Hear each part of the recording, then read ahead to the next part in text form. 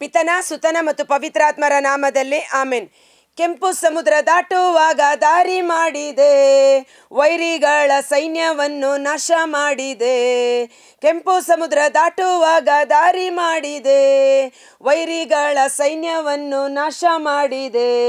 ಅರಣ್ಯದಿ ನಿನ್ನ ಕರೆದಾಗ ದೇವ ಮನ್ನವ ನೀಡಿದೆ. ಸ್ತುತಿಪೇ ನಾ ಸ್ತುತಿಪೇ, ನೀವು ನನ್ನೊಂದಿಗಿರುವಿರಲ್ಲ. ದೇವ ನಾ ನಿಮ್ಮನ್ನೇ ಸ್ತುತಿಸುವೆನು, ರಾಜ ನಾ ನಿಮ್ಮನ್ನೇ ಸ್ತುತಿಸುವೆನು. ಸ್ತುತಿಪೇ ನಾ ಸ್ತುತಿಪೇ, ನೀವು ನಮ್ಮೊಂದಿಗಿರುವಿರಲ್ಲ. ಪ್ರಭು ಕ್ರಿಸ್ತರಲ್ಲಿ ಆತ್ಮೀಯ ಸಹೋದರ ಸಹೋದರಿಯರೇ, ಈ ದಿನದ ಮುಂಜಾನೆಯ ಜೀವಸ್ವರ ಪ್ರಕಟಣಾ ಗ್ರಂಥ 20ನೇ ಅಧ್ಯಾಯ ವಚನ 4. ಬಳಿಕ ಸಿಂಹಾಸನಗಳನ್ನು ಕಂಡೆ. ಒಬ್ಬ ದೇವದೂತ ಆ ಪುರಾತನ ಸರ್ಪವನ್ನು ಸೆರೆ ಹಿಡಿದು ಕಾರಿರುಳ ಕೂಪದಲ್ಲಿ ಆತನನ್ನು 1000 ವರ್ಷಗಳ ಕಾಲದವರೆಗೆ ಬಂಧನದಲ್ಲಿಟ್ಟನು. ತದನಂತರ ಯೋಹಾನರು ನೋಡುವಾಗ ಅಲ್ಲಿ ಸಿಂಹಾಸನಗಳನ್ನು ನಾನು ಕಂಡೆ. ಒಂದೇ ಸಿಂಹಾಸನ ಅಲ್ಲ, ಸಿಂಹಾಸನಗಳು. ಇದು ಬಹಳ ಮುಖ್ಯ. ಅವುಗಳ ಮೇಲೆ ಕುಳಿತಿದ್ದವರಿಗೆ ತೀರ್ಪು ನೀಡುವ ಅಧಿಕಾರವನ್ನು ಕೊಡಲಾಗಿತ್ತು. ಆ ಸಿಂಹಾಸನಗಳ ಮೇಲೆ ಕುಳಿತಿದ್ದವರಿಗೆ ತೀರ್ಪು ನೀಡುವ ಅಧಿಕಾರವನ್ನು ಕೊಡಲಾಗಿತ್ತು. ಇದು ಬಹಳ ಕ್ಲಿಷ್ಟಕರವಾದ ಸೆಂಟೆನ್ಸು. ಆದರೂ ಧೈರ್ಯದಿಂದ ಸ್ವಲ್ಪ ವಿವರಿಸಿ ಹೇಳ್ತೇನೆ. ನನ್ನ ಧೈರ್ಯಕ್ಕೆ ಆಧಾರ ದೇವರ ವಾಕ್ಯನೇ. ಓಕೆನಾ? ತಂದೆ ದೇವರು ಸರ್ವೇಶ್ವರನು ಸ್ವರ್ಗದಲ್ಲಿ ಸಿಂಹಾಸನ ರೂಢನಾಗಿದ್ದರು. ಆತನ ಬಲಗಡೆ ನಮ್ಮ ರಕ್ಷಕ ಪ್ರಭು ಯೇಸು ಬಲಗಡೆ ಸಿಂಹಾಸನದಲ್ಲಿ ಆಸೀನ ರೂಢರಾಗಿದ್ದಾರೆ. ಪ್ರಭು ಯೇಸು ಹೇಳಿದ್ರು ಪ್ರಕಟಣಾ ಗ್ರಂಥ 3ನೇ ಅಧ್ಯಾಯ ವಚನ 21ರಲ್ಲಿ, ನಾನು ಜಯ ಹೊಂದಿ ನನ್ನ ಪಿತನ ಬಲಗಡೆಯಲ್ಲಿ ಸಿಂಹಾಸನ ರೂಢನಾಗಿರುವಂತೆ ಜಯ ಹೊಂದುವವನು ಸಹ ನನ್ನೊಡನೆ ನನ್ನ ಸಿಂಹಾಸನದಲ್ಲಿ ಕುಳಿತುಕೊಳ್ಳುತ್ತಾನೆ ಎಂಬುದಾಗಿ. Praise the lord, hallelujah. ಎಂಥ ಸೌಭಾಗ್ಯ ನೋಡಿ ಕ್ರೈಸ್ತ ಮಕ್ಕಳಿಗೆ. ಆದ ಕಾರಣ ಇಲ್ಲಿ ಬರೀ 2 ಸಿಂಹಾಸನ ಅಂತ ಹೇಳ್ತಾ ಇಲ್ಲ, ಸಿಂಹಾಸನಗಳನ್ನು ನಾನು ಕಂಡೆ. ಬಹುಶಃ ಅಲ್ಲಿ ಜಯ ಹೊಂದಿದ ಅನೇಕರು ಸಿಂಹಾಸನ ರೂಢನಾಗಿ ಕುಳಿತುಕೊಳ್ಳುವ ಅವಕಾಶವನ್ನು ದೇವರು ಕೊಟ್ಟಿದ್ದಾರೆ. ವಾಗ್ದಾನ ಮಾಡಿದ ದೇವರು ನಂಬಿಗಸ್ತರು, ಅವರು ಸುಳ್ಳು ಹೇಳುವವರಲ್ಲ. ಎಫೆಸದವರಿಗೆ ಬರೆದ ಪತ್ರ ಇನ್ನೊಂದು ವಾಕ್ಯ ಅದಕ್ಕೆ ರೆಲೆವೆಂಟ್ ಆಗಿದೆ. ಸ್ತೋತ್ರ ಕರ್ತನೆ, ಹಾಲೆಲೂಯ. ಎಫೆಸದವರಿಗೆ ಬರೆದ ಪತ್ರ 2ನೇ ಅಧ್ಯಾಯ ವಚನ 6, ಯೇಸು ಕ್ರಿಸ್ತರೊಡನೆ ನಮ್ಮನ್ನೂ ಎಬ್ಬಿಸಿ ಸ್ವರ್ಗಲೋಕದಲ್ಲಿ ಸರ್ವೇಶ್ವರನ ಸನ್ನಿಧಿಯಲ್ಲಿಯೇ ಮಂಡಿಸುವ ಅವಕಾಶ ಮಾಡಿಕೊಟ್ಟರು. ಆಮೆನ್. ಸರ್ವೇಶ್ವರನ ಸನ್ನಿಧಾನದಲ್ಲೇ ಕುಳಿತುಕೊಳ್ಳುವ ಅವಕಾಶವನ್ನು ದೇವರು ಯೇಸು ಕ್ರಿಸ್ತರ ಮೂಲಕ ನಮಗೆ ದೊರಕಿಸಿಕೊಟ್ಟಿದ್ದಾರೆ. ಸೊ ನಾವೆಲ್ಲ ಸಿಂಹಾಸನಗಳಲ್ಲಿ ಕುಳಿತುಕೊಳ್ಳುವ ಹಕ್ಕನ್ನು ಪಡೆದುಕೊಂಡಿದ್ದೇವೆ. ಆಮೆನ್. ಏನು ಇದರಲ್ಲಿ ಅಪೂರ್ವವಾದ ಸಂಗತಿ ಅಂದರೆ, ಆ 4 ಜೀವಿಗಳು, ಲಕ್ಷೋಪಲಕ್ಷ ದೇವದೂತರುಗಳು, ಕೋಟ್ಯಾನುಕೋಟಿ ದೇವದೂತರುಗಳು ಎಡೆಬಿಡದೆ ದೇವರನ್ನು ಸ್ತುತಿಸುತ್ತಾ ಇರುತ್ತವೆ. ಹೇಗೆ? ಅವು ನಿಂತುಕೊಂಡೇ ಇರುತ್ತವೆ. ಆ 4 ಜೀವಿಗಳ ಬಗ್ಗೆ ನಾವು ಧ್ಯಾನಿಸಿದೆವು. ಅವರಿಗೆ 6 ರೆಕ್ಕೆಗಳನ್ನು ಕೊಡಲಾಗಿತ್ತು. 2 ರೆಕ್ಕೆಗಳನ್ನು ನೆಲ ಸೋಕದಂತೆ, ನೆಲದ ಮೇಲೆ ಆ 4 ಜೀವಿಗಳ ಪಾದ ಬೀಳದಂತೆ ರೆಕ್ಕೆಯನ್ನು ಬಡಿದುಕೊಂಡು, ಸತತವಾಗಿ ಬಡಿದುಕೊಂಡು ನಿಂತುಕೊಂಡೇ ಪರಿಶುದ್ಧರು ಪರಿಶುದ್ಧರು ಪರಿಶುದ್ಧರು ಎಂದು ದೇವರನ್ನು ಆರಾಧನೆ ಮಾಡ್ತಾ ಇದ್ರು. ಆದರೆ ದೇವದೂತರಿಗಿಂತಲೂ ದೇವರು ನಮ್ಮನ್ನು ಮಾನ್ಯರು, ಅಮೂಲ್ಯರು, ಗಣ್ಯರು ಎಂದು ಎಣಿಕೆ ಮಾಡಿದ ಕಾರಣ ಸರ್ವೇಶ್ವರನ ಸನ್ನಿಧಾನದಲ್ಲಿ ಸಿಂಹಾಸನದಲ್ಲಿ ಕುಳಿತುಕೊಳ್ಳುವ ಸೌಭಾಗ್ಯವನ್ನು ನಮಗೆ ಅನುಗ್ರಹಿಸಿದ್ದಾರೆ. ನನ್ನ ಯೇಸು ನನ್ನ ರಕ್ಷಕ, ಆಮೇನ್ ಎಂದು ಟೈಪ್ ಮಾಡುವ. ಪ್ರಭು ಯೇಸು ಹೇಳಿದರು, ನನ್ನೊಡನೆ ನೀವು ಸಿಂಹಾಸನದಲ್ಲಿ ಕುಳಿತುಕೊಳ್ಳುವಿರಿ. ದಾನಿಯೇಲನ ಗ್ರಂಥ 7ನೇ ಅಧ್ಯಾಯ ವಚನ 9ರಲ್ಲಿ ಸಹ ನಾವು ನೋಡ್ತೇವೆ. ಅನೇಕ ಸಿಂಹಾಸನಗಳಿತ್ತು, ಸಿಂಹಾಸನ ರೂಢನಾಗಿದ್ದವರು ಪುಸ್ತಕಗಳನ್ನು ತೆರೆದರು ಎಂಬುದಾಗಿ. ದಾನಿಯೇಲ 7ನೇ ಅಧ್ಯಾಯ ವಚನ 9ರ ಮೇಲ್ಪಟ್ಟು ನೀವು ಫ್ರೀ ಆಗಿದ್ದರೆ ಓದಿ. ಆದರೆ ನನಗೆ ಇಲ್ಲಿ ಬಹಳ ಇಷ್ಟವಾದ ಮತ್ತೊಂದು ವಾಕ್ಯ, ಆ ಸಿಂಹಾಸನದ ಮೇಲೆ ಕುಳಿತಿದ್ದವರಿಗೆ ನ್ಯಾಯ ತೀರ್ಪು ಮಾಡುವ ಅಧಿಕಾರ ಕೊಡಲಾಗಿತ್ತು. ತಂದೆ ದೇವರಿದ್ದಾರೆ, ಬಲಪಾರ್ಶ್ವದಲ್ಲಿ ಯೇಸು ಇದ್ದಾರೆ. ಯೇಸು ಒಟ್ಟಿಗೆ ಜಯಶಾಲಿಗಳಾದ ನಾವು ಸಹ ಇರುತ್ತೇವೆ. 1 ಕೊರಿಂಥ 6:2, ದೇವ ಜನರು ದೇವರ ಮಕ್ಕಳು ಈ ಲೋಕಕ್ಕೆ ನ್ಯಾಯ ತೀರ್ಪು ಮಾಡುತ್ತಾರೆಂಬುದು ನಿಮಗೆ ತಿಳಿಯದೋ? ಲೋಕವೇ ನಿಮ್ಮಿಂದ ತೀರ್ಪು ಪಡೆಯಬೇಕಾಗಿರುವಲ್ಲಿ ಲೋಕ ಸಣ್ಣ ಪುಟ್ಟ ವಿಷಯಗಳನ್ನು ತೀರ್ಮಾನಿಸಿಕೊಳ್ಳಲು ನೀವು ಅಸಮರ್ಥರೋ?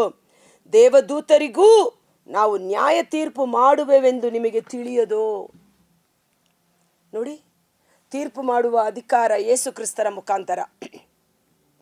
ದೇವದೂತರಿಗೂ, ದೇವದೂತ ಯಾರು? ಬಿದ್ದು ಹೋದ ದೇವದೂತರುಗಳು, ಲೂಸಿಫರ್ ಒಟ್ಟಿಗೆ ಬಂದ ದೇವದೂತರುಗಳ ಗುಂಪು, ಅವರಿಗೂ ಸಹ ತೀರ್ಪು ಮಾಡುವವರು ನಾವಾಗಿದ್ದೇವೆ. ಹೀಗಿರುವಲ್ಲಿ ನಿಮ್ಮ ಕುಟುಂಬ, ನಿಮ್ಮ ಸಭೆ ಅಥವಾ ನಿಮ್ಮ ಮನೆಯ ಸಣ್ಣ ಪುಟ್ಟ ಸಮಸ್ಯೆಗಳನ್ನು ನೀವು ಬಗೆಹರಿಸಿಕೊಳ್ಳಲು ಸಾಧ್ಯವಿಲ್ಲವೋ? ನೀವು ತೀರ್ಪು ಮಾಡಿ ಅದನ್ನು ಸಂಧಾನ ಮಾಡಿಕೊಳ್ಳಲು ಸಾಧ್ಯವಿಲ್ಲವೋ? ದೇವದೂತರಿಗೂ ನಾವು ತೀರ್ಪು ಮಾಡುವ ಅಧಿಕಾರವನ್ನು ಪಡೆದುಕೊಂಡಿದ್ದೇವೆ. ಇನ್ನೊಂದು ಅದ್ಭುತಕರವಾದ ವಚನ, ಮತ್ತಾಯ 19:28 12 ಮಂದಿ ಪ್ರೇಷಿತರು ಹೇಳ್ತಾರೆ, ಯೇಸುವೆ, ನಿಮಗಾಗಿ ನಾವು ಎಲ್ಲವನ್ನ ಬಿಟ್ಟು. ಮತ್ತಾಯ 19:28. ಅದಕ್ಕೆ ಯೇಸು, ನಿಮಗೆ ಸತ್ಯವಾಗಿ ಹೇಳುತ್ತೇನೆ, ಹೊಸ ಸೃಷ್ಟಿಯಲ್ಲಿ ನರಪುತ್ರನು ತನ್ನ ಮಹಿಮಾನ್ವಿತ ಸಿಂಹಾಸನದ ಮೇಲೆ ಆಸೀನನಾಗುವಾಗ ನನ್ನನ್ನು ಹಿಂಬಾಲಿಸಿರುವ ನೀವು ಕೂಡ ಇಸ್ರಾಯೇಲಿನ 12 ಗೋತ್ರಗಳಿಗೆ ನ್ಯಾಯಾಧಿಪತಿಗಳಾಗಿ 12 ಸಿಂಹಾಸನದ ಮೇಲೆ ಆಸೀನರಾಗುವಿರಿ. ಆಮೇನ್. ನನಗಂತೂ ಭಾಳ ಹೆಮ್ಮೆ, ಸಂತೋಷ. ಎಂಥ ವಾಗ್ದಾನ ನೋಡಿ. 12 ಮಂದಿ ಶಿಷ್ಯರಿಗೆ ಹೇಳಿದ ಮಾತು ಇವತ್ತು ಯೇಸುವಿನ ಶಿಷ್ಯರಾಗಿರುವ ನಮ್ಮೊಬ್ಬೊಬ್ಬರಿಗೂ ಅನ್ವಯಿಸುವಂಥದ್ದು.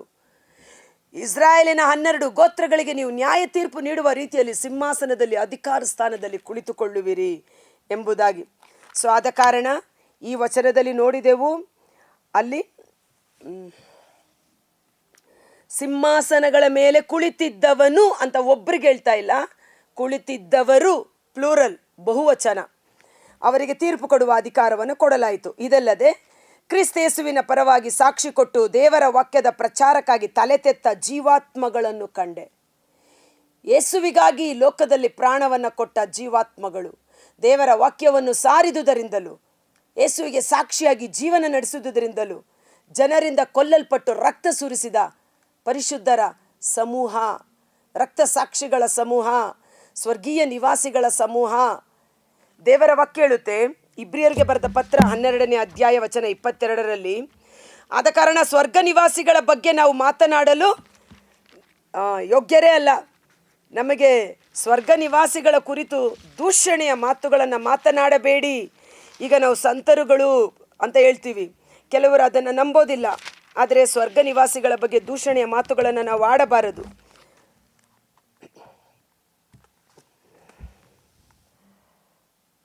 ಇಬ್ರಿಯರಿಗೆ ಬರೆದ ಪತ್ರ 12:23 ಸ್ವರ್ಗದಲ್ಲಿ ದಾಖಲೆಯಾಗಿರುವ ಜ್ಯೇಷ್ಠ ಪುತ್ರನ ಸಭೆಗೆ ಸಿದ್ಧಿಗೆ ಬಂದಿರುವ ಸತ್ಪುರುಷರ ಆತ್ಮಗಳ ಸಮೂಹಕ್ಕೆ. ಕೆಲವು ಆತ್ಮಗಳು ಸಿದ್ಧಿಗೆ ಬಂದಿದೆ ಅಂತ ದೇವರು ಹೇಳ್ತಾರೆ, ನಾವು ತೀರ್ಪು ಮಾಡೋರಲ್ಲ. ಕೆಲವು ಆತ್ಮಗಳು ಸಿದ್ಧಿಗೆ ಬಂದಿದೆ. ಅಲ್ಲಿ ಸಂತ ಪೌಲ ಹೇಳ್ತಾನೆ, ನೀವು ಬಂದಿರುವುದು ಸಿಯೋನ್ ಬೆಟ್ಟಕ್ಕೆ ಅಲ್ಲ, ಸೀನಾಯಿ ಪರ್ವತಕ್ಕಲ್ಲ, ಸಿಯೋನ್ ಪರ್ವತಕ್ಕೆ. ಆ ಸಿಯೋನ್ ಪರ್ವತದಲ್ಲಿ ಸಕಲ ಮಾನವರ ನ್ಯಾಯ ತೀರ್ಪು ನೀಡುವ ಯೇಸುವಿನ ಸನ್ನಿಧಾನಕ್ಕೆ ಸಿದ್ಧಿಗೆ ಬಂದಿರುವ ಸತ್ಪುರುಷರ ಆತ್ಮಗಳು. ಸತ್ಪುರುಷರು ಅಂದ್ರೇನು? ನೀತಿವಂತರು, ಯೇಸುವಿನ ರಕ್ತದಿಂದ ಕ್ರಯಕ್ಕೆ ಕೊಳ್ಳಲ್ಪಟ್ಟವರು, ಪಾಪಗಳನ್ನು ಕ್ಷಮಿಸಲ್ಪಟ್ಟವರು, ನೀತಿವಂತರಾಗಿ ಎಣಿಕೆ ಮಾಡಲ್ಪಟ್ಟವರು. ಆ ಒಂದು ಸಮೂಹ ಅಲ್ಲಿ ಇರುತ್ತದೆ. ಸ್ವರ್ಗೀಯ ನಿವಾಸಿಗಳು ಇರ್ತಾರೆ ಅನ್ನೋ ರೀತಿಯಲ್ಲಿ. ಓಕೆ, ಅವರು ವಿಗ್ರಹವನ್ನಾಗಲಿ ಮೃಗವನ್ನಾಗಲಿ ಪೂಜಿಸಿದವರಲ್ಲ, ತಮ್ಮ ಹಣೆಗಳ ಮೇಲಾಗಲಿ ಕೈಗಳ ಮೇಲಾಗಲಿ ಅದರ ಗುರುತಿನ ಅಚ್ಚೆಯನ್ನು ಚುಚ್ಚಿಸಿಕೊಂಡವರಲ್ಲ. ಇವರು ಜೀವಂತರಾಗಿ ಕ್ರಿಸ್ತ ಯೇಸುವಿನೊಡನೆ 1000 ವರ್ಷಗಳ ಕಾಲ ಆಳುವರು. Praise the lord. ಪ್ರಥಮ ಪುನರುತ್ಥಾನ ಮತ್ತು ಎರಡನೆಯ ಪುನರುತ್ಥಾನ. ಪ್ರಥಮ ಮರಣ, ಎರಡನೆಯ ಮರಣ ಉಂಟು. ಪ್ರಥಮ ಪುನರುತ್ಥಾನ ಯಾವಾಗ ಆಗುತ್ತದೆ ಅಂದರೆ, ಸೈತಾನನನ್ನು ಸೆರೆ ಹಿಡಿದು ಬಂಧನದಲ್ಲಿಟ್ಟಾಗ 1000 ವರ್ಷಗಳ ಕಾಲ ಇರುತ್ತದೆ. ಆ 1000 ವರ್ಷಗಳ ಕಾಲ ಪ್ರಥಮ ಪುನರುತ್ಥಾನದ ದಿನಗಳು ಎಂದು ಎಣಿಕೆ ಪಡಲಾಗುತ್ತದೆ. ಅದರಲ್ಲಿ ಯಾರೆಲ್ಲ ಭಾಗಿಗಳಾಗುತ್ತಾರೆ ಅಂದರೆ, ಆ ಮೃಗವನ್ನು ಆರಾಧನೆ ಮಾಡದೆ ಅದರ ಹಚ್ಚೆಯನ್ನು ತನ್ನ ಹಣೆಯ ಮೇಲಾಗಲಿ ಬಲಗೈಯ ಮೇಲಾಗಲಿ ಚುಚ್ಚಿಸಿಕೊಳ್ಳದೆ ಯೇಸುವಿನ ರಾಜ್ಯಕ್ಕಾಗಿ ಸುವಾರ್ತೆಗಾಗಿ ರಕ್ತ ಸುರಿಸಿ ಪ್ರಾಣ ತ್ಯಾಗ ಮಾಡಿ ರಕ್ತ ಸಾಕ್ಷಿಗಳಾದ ಸತ್ಪುರುಷರ ಆತ್ಮಗಳು ಪುನರುತ್ಥಾನಗೊಳ್ಳುತ್ತದೆ. ಇದನ್ನೇ ಪ್ರಕಟಣಾ ಗ್ರಂಥ 6ನೇ ಅಧ್ಯಾಯ ವಚನ 9ರಲ್ಲಿ ನಾವು ನೋಡಿದೆವು. ಸರ್ವೇಶ್ವರನ ಬಲಿಪೀಠದ ಕೆಳಗೆ ಅನೇಕ ಆತ್ಮಗಳು ದೇವರಲ್ಲಿ ಮೊರೆ ಇಡ್ತಾ ಇದ್ದವು, ಸರ್ವೇಶ್ವರ ಯಾವಾಗ ನಮಗೆ ನ್ಯಾಯ ತೀರಿಸುವಿರಿ ಎಂಬುದಾಗಿ. ಸೊ ಇವರು 1000 ವರ್ಷಗಳ ಕಾಲ ಆಳುವರು. ಇದು ಪ್ರಥಮ ಪುನರುತ್ಥಾನ.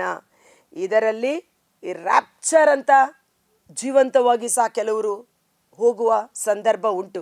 ಎಲಿಯ ಹೇಗೆ ಮರಣವನ್ನು ಕಾಣದೆ ಸಜೀವವಾಗಿ ಸ್ವರ್ಗಾರೋಹಣರಾದರು, ಆ ರೀತಿಯಲ್ಲಿ ಆ ಪ್ರಥಮ ಪುನರುತ್ಥಾನದಲ್ಲಿ ಸೇರಿರುವ ದೇವಜನರು ಭಾಗ್ಯವಂತರು. ಇಂಥವರ ಮೇಲೆ ಎರಡನೆಯ ಮರಣಕ್ಕೆ ಅಧಿಕಾರವಿಲ್ಲ. ಎರಡನೆಯ ಮರಣ ಬೆಂಕಿ ಗಂಧಕದಿಂದ ಉರಿಯುವ ಮರಣ, ಸೈತಾನನನ್ನು ಸಂಪೂರ್ಣವಾಗಿ ನಾಶ ಮಾಡುವ ಮರಣ, ಸೈತಾನನನ್ನು ಅವನ ಆಧಿಪತ್ಯವನ್ನು ಅವನ ಅನುಯಾಯಿಗಳನ್ನು ಬೆಂಕಿ ಗಂಧಕದ ಸರೋವರಕ್ಕೆ ಹಾಕುವುದು ಎರಡನೆಯ ಮರಣ. ಈ ಪ್ರಥಮ ಪುನರುತ್ಥಾನದಲ್ಲಿ ಭಾಗಿಯಾದವರಿಗೆ ಎರಡನೆಯ ಮರಣ ಅವರ ಮೇಲೆ ಆಳ್ವಿಕೆ ನಡೆಸುವುದಿಲ್ಲ.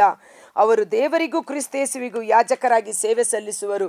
ಕ್ರಿಸ್ತ ಯೇಸುವಿನೊಡನೆ 1000 ವರ್ಷಗಳ ಕಾಲ ಆಳುವರು. ಆ ಪ್ರಥಮ ಪುನರುತ್ಥಾನದ ನಂತರ ಮತ್ತೊಂದು ಘಟನೆ ಆಗುತ್ತೆ, ಅದೇ ಇಂಪಾರ್ಟೆಂಟ್. ಈ ಪ್ರಥಮ ಪುನರುತ್ಥಾನ ಯೇಸುವಿನೊಡನೆ ಅವರು ಆಳ್ವಿಕೆ ನಡೆಸ್ತಾರೆ. ಎರಡನೆಯ ಬರುವಿಕೆಯಲ್ಲಿ ನೂತನ ಜೆರುಸಲೇಮ್ ಮೇಲಿಂದ ಭೂಲೋಕಕ್ಕೆ ಬರುತ್ತೆ. ನಾವು ಇಲ್ಲೇ ಇದ್ದರೂ ಸಹ ಜೀವಂತವಾಗಿರುವ ನಾವು ರೂಪಾಂತರಗೊಳ್ಳುತ್ತೇವೆ, ಸತ್ತವರು ಮತ್ತೆ ಪುನರುತ್ಥಾನಗೊಳ್ಳುತ್ತಾರೆ. Price the lord. ಕರ್ತನಾದ ಯೇಸುವೇ, ಮುಂಜಾನೆ ಜೀವಸ್ವರವನ್ನು ಆಲಿಸುತ್ತಿರುವ ಪ್ರತಿಯೊಬ್ಬ ಸಹೋದರ ಸಹೋದರಿಯವರ ಕುಟುಂಬಗಳನ್ನು ನಿಮ್ಮ ಕರಗಳಿಗೆ ಸಮರ್ಪಿಸುತ್ತೇನೆ. ಯೋಹಾನನು ಬರೆದ ಶುಭ ಸಂದೇಶ 11ನೇ ಅಧ್ಯಾಯ ವಚನ 25-26ರಲ್ಲಿ, ಪುನರುತ್ಥಾನವೂ ಜೀವವೂ ನಾನೇ ಆಗಿದ್ದೇನೆ. ನನ್ನಲ್ಲಿ ವಿಶ್ವಾಸವಿಟ್ಟು ಜೀವಿಸುವವನು ಅವನು ಮರಣ ಹೊಂದಿದರೂ ಮತ್ತೆ ಪುನರುತ್ಥಾನಗೊಳ್ಳುವನು. ಜೀವಿಸುತ್ತಾ ನನ್ನಲ್ಲಿ ವಿಶ್ವಾಸವಿಟ್ಟಿರುವವನು ಅವನೆಂದಿಗೂ ಮರಣವನ್ನು ಕಾಣದೆ ಪುನರುತ್ಥಾನಗೊಳ್ಳುವನು. ಆದ್ದರಿಂದ ಮಾರ್ತಾ, ಭಯಪಡಬೇಡ ಎಂದು ಮಾರ್ತಳ ವಿಶ್ವಾಸವನ್ನು ಬಲಪಡಿಸುವಂತೆ ಸತ್ತು 3-4 ದಿನಗಳಾಗಿದ್ದ ಲಾಜರನ್ನು ಜೀವಕ್ಕೆಬ್ಬಿಸಿದ ಪ್ರಭು ಯೇಸುವಿನ ಶಕ್ತಿ, ಪುನರುತ್ಥಾನದ ಒಡೆಯ ಪ್ರಭು ಯೇಸು ಹೇಗೆ ಮರಣಾಧಿಕಾರಿಯನ್ನು ಗೆದ್ದು ಪುನರುತ್ಥಾನ ಹೊಂದಿದ್ದಾರೋ, ಆ ಯೇಸುವಿನಲ್ಲಿ ವಿಶ್ವಾಸವಿಟ್ಟ ನಾವೆಲ್ಲರೂ ಅವರವರ ಸರದಿಯಂತೆ, ಸರದಿ ಇದೆ ಅಲ್ಲಿ, ಪ್ರಥಮ ಫಲ, ಎರಡನೆಯ ಫಲ ಅನ್ನುವ ರೀತಿಯಲ್ಲಿ. ಸೊ ಅವರವರ ಸರದಿಯಂತೆ ಕ್ರಮಬದ್ಧವಾಗಿ ನಾವು ಸಹ ಪುನರುತ್ಥಾನ ಹೊಂದಿ ಕ್ರಿಸ್ತೇಸುವಿನೊಡನೆ ನಿತ್ಯ ಜೀವವನ್ನು ಆಳುವ ಅಭಿಷೇಕ ನಮ್ಮೊಬ್ಬೊಬ್ಬರಲ್ಲಿ ಲಭಿಸಲಿ. ಪವಿತ್ರಾತ್ಮರ ಮುದ್ರೆ, ವಿಮೋಚನಾ ಮುದ್ರೆ ನಮ್ಮನ್ನು ಪರಿಶುದ್ಧತೆಯಲ್ಲೂ ಸತ್ಯತೆಯಲ್ಲೂ ಮುನ್ನಡೆಸಲ್ಪಡುವಂತೆ ಯೇಸುವಿನ ಅದ್ಭುತಕರವಾದ ನಾಮದಲ್ಲಿ ಪ್ರಾರ್ಥಿಸಿ ಬೇಡಿ ಹೊಂದಿಕೊಳ್ಳುತ್ತೇವೆ. ಆಮೆನ್. God bless you. ಈ ವಿಡಿಯೋ ಲಿಂಕನ್ನು ಪರರಿಗೂ ಶೇರ್ ಮಾಡಿ ಆಶೀರ್ವಾದವನ್ನು ಹೊಂದಿಕೊಳ್ಳಿ. Thank you. ಏನಾದರೂ ಡೌಟ್ ಇದ್ದರೆ ಮೆಸೇಜ್ ಮಾಡಿ ಅಥವಾ ನನಗೆ ಫೋನ್ ಮಾಡಿ. Thank you.